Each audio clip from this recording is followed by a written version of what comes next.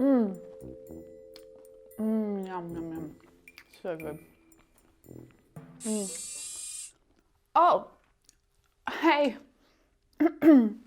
I'm Emma from mmmEnglish, and today we're going to be talking about 8 of the best comfort foods from around the world. One moment, please. Yum, so good. That was delicious. A homemade meat pie is one of my favorite foods. It's warm, it's comforting, it's delicious. So today we're going to find out, why is it called comfort food? And is comfort food different around the world? And which words can we use to describe these delicious foods? Let's find out.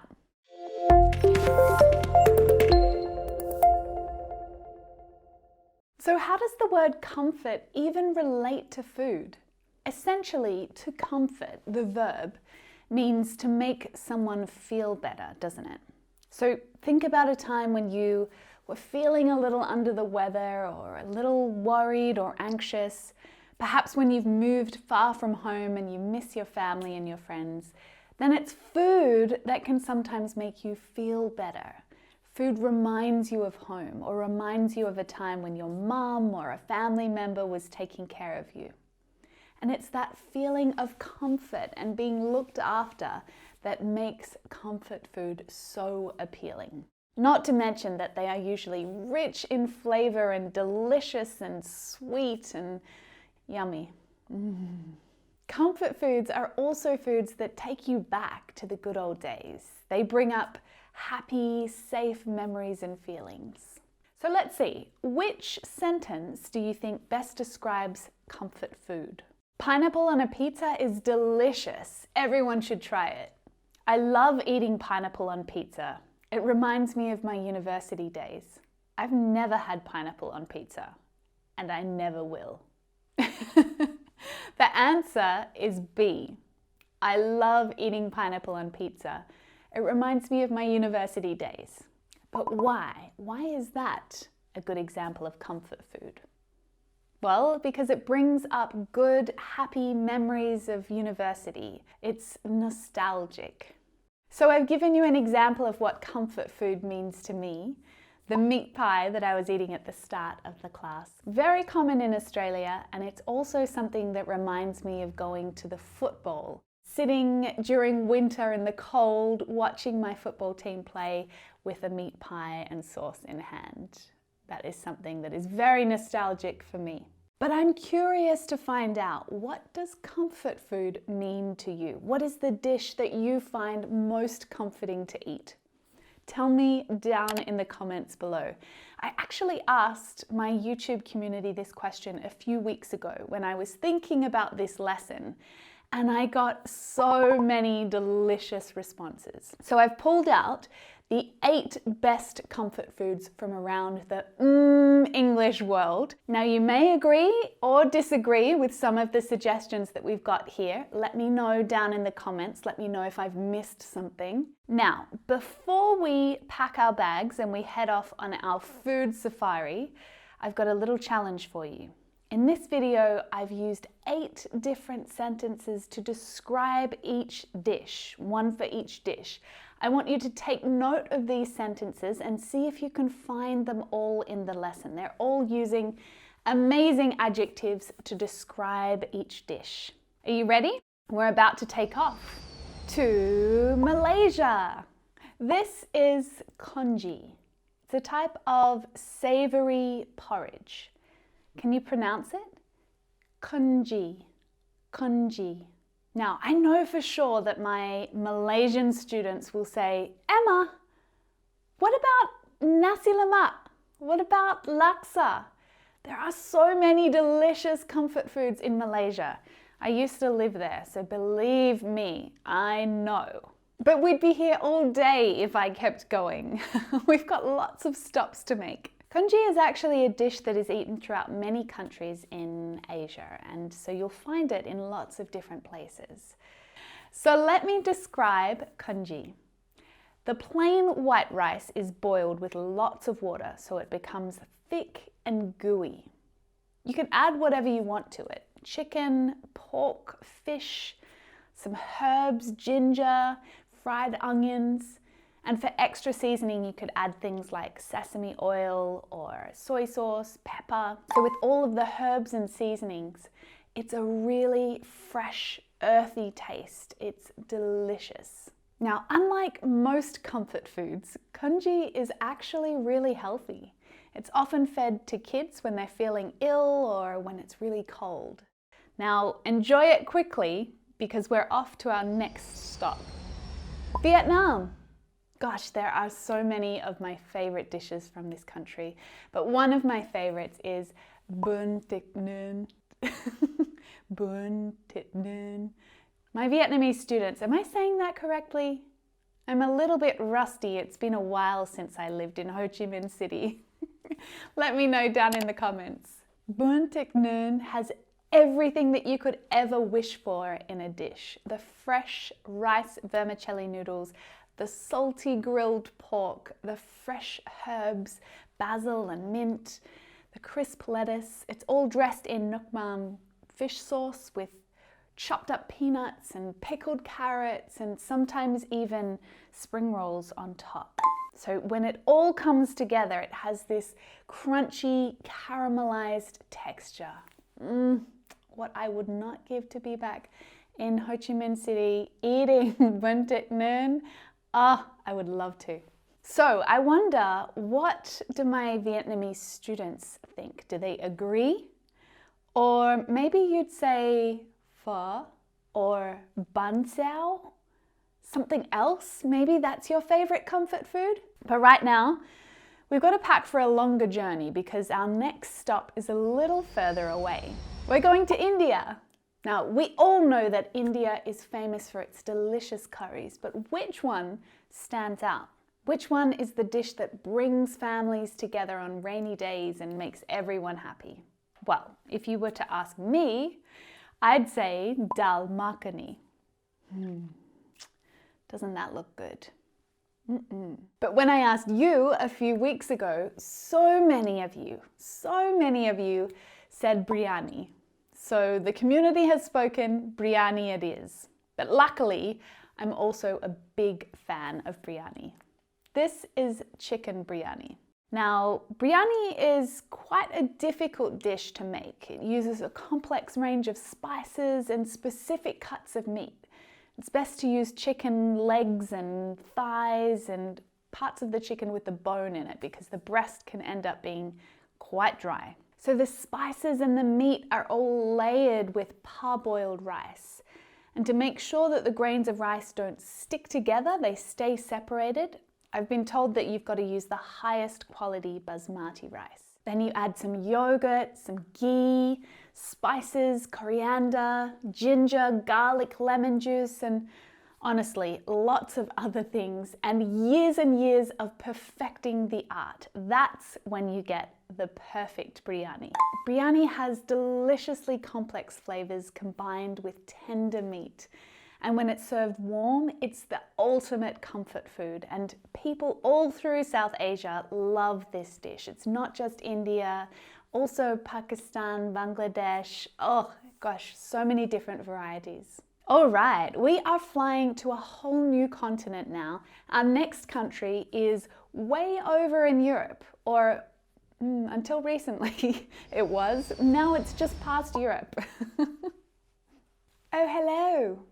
Hello, England. There are lots of comfort foods in England, to be sure, and many of which are really common in Australia too, because Australia, where I'm from, was colonized by the British, and a lot of our ancestors have come from the UK, so we share a lot of meals, humour, language in common. Today, I'm highlighting the humble roast dinner. Now, on Sundays, most of the pubs and restaurants throughout England and people in their homes, they serve a Sunday roast. So it starts with beef or chicken, pork, you add potatoes, mashed potatoes, roasted potatoes, some roasted vegetables like carrots and Brussels sprouts, cauliflower cheese, And you cannot forget the gravy, absolutely not. That's important, as are the Yorkshire puddings, which are very common in the UK, not so much here in Australia, but I do love a good Yorkshire pudding myself. So on the plate, you can see there's lots of different flavors and textures in a roast dinner. But the dish as a whole is soft and warm and salty, very comforting. Now, before we leave on our next destination, I want to remind you to keep looking out for those sentences that describe each of the dishes. We'll go through them together at the end of this video. All right, it's time to head off again. Are you ready for Italy? Now, there are so many comfort foods from Italy.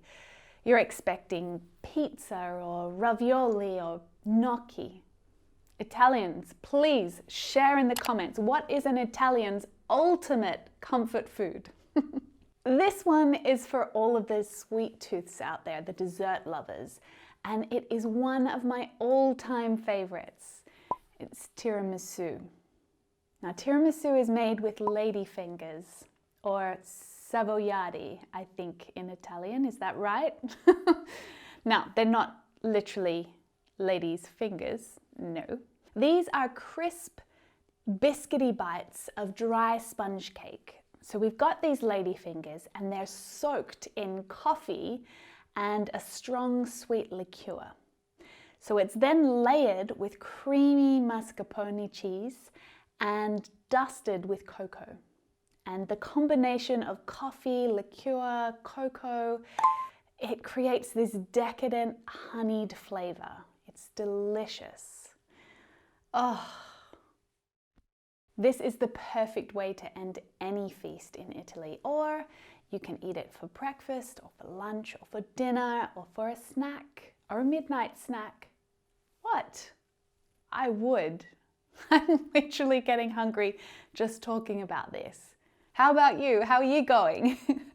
We've got a few more stops on our food safari and one more country in Europe before we head off to the Americas. Our last country in Europe is España, Spain.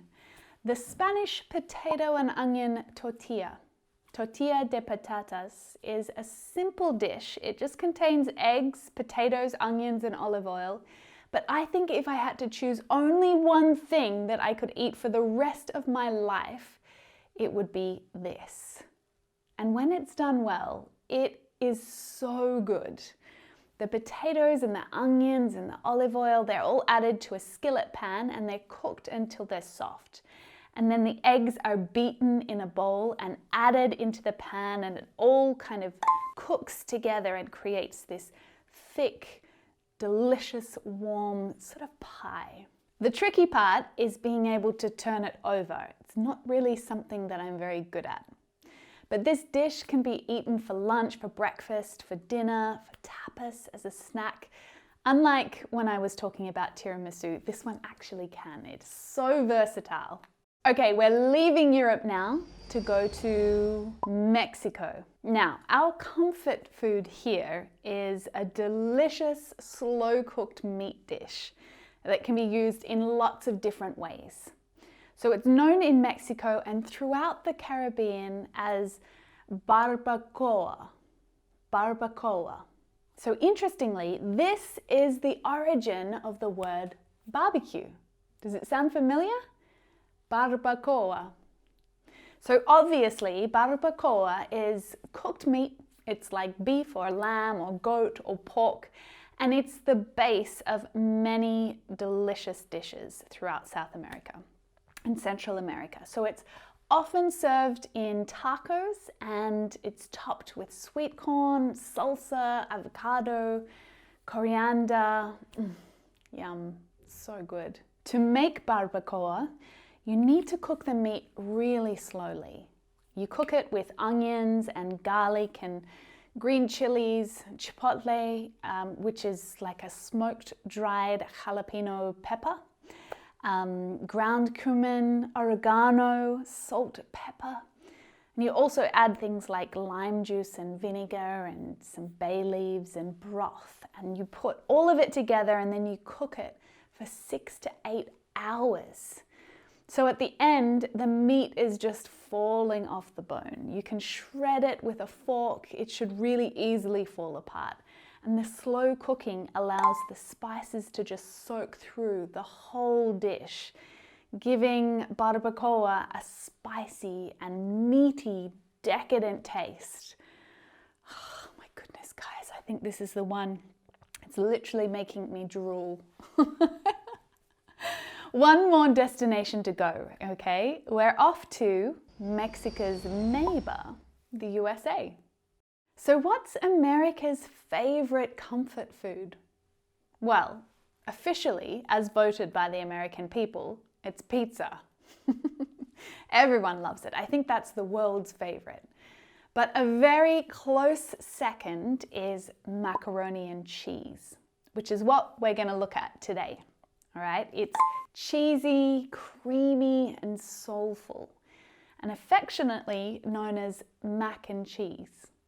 Now, the best version of this dish has a lot of cheese. It's sharp cheddar cheese, mozzarella, jack cheese, Gouda, Fontina, Gruyere, all sorts of cheese, right? But it's also about the white sauce, which is butter, flour, milk, and lots of seasoning. So we're talking about garlic powder, onion powder, oregano, basil, thyme, pepper, paprika, cayenne pepper, and salt. Then it's baked, and you can top it with a few things, but of course, you guessed it, more cheese. So good. Oh my gosh. Now, do you remember the challenge that I set for you at the start of this lesson? I mentioned 8 different sentences to describe the taste of the foods. Are you ready to read them out loud together? Let's check. Our Malaysian dish, the congee, oh, that was delicious, wasn't it? With all the herbs and seasoning, you get a fresh, earthy taste. And our Vietnamese Bun Thit, when it all comes together, it has a crunchy, caramelized texture. Our biryani has deliciously complex flavors combined with tender meat. The English roast is soft, warm, and salty. Italy's tiramisu, the combination of coffee, liqueur, and cocoa creates a decadent, honeyed flavor. All kind of cooks together and creates this thick, delicious, warm sort of pie. In Mexico, the slow cooking allows the spices to soak into the whole dish, giving barbacoa a spicy, saucy, and meaty, decadent taste. In America, the mac and cheese is cheesy, creamy, and soulful. So how many did you get? If you got all of them right, well done, great listening. You are on your way to some great culinary conversations. I really hope you enjoyed that lesson. That's it for my list of the best comfort foods around the world, inspired by English viewers. Now, if you've watched all the way through and you're thinking, Emma, you got it completely wrong. Oh my goodness, please share. If I could keep going and keep talking about more foods from more countries, I would say tagine from Morocco, kibbeh from Lebanon, feijoada from Brazil. Oh, there's so many. I might make part 2 of this video, I think. So if you want me to make a second part and include it, make sure you add your favorite comfort food down below. What nostalgic memory does that food bring to your mind? For now, remember to like the video if you enjoyed it, subscribe to the channel just down there. Keep an eye out for our next video. It's going to be about, well, actually, you'll just have to wait and see, won't you? For now, check out these ones right here. See you soon.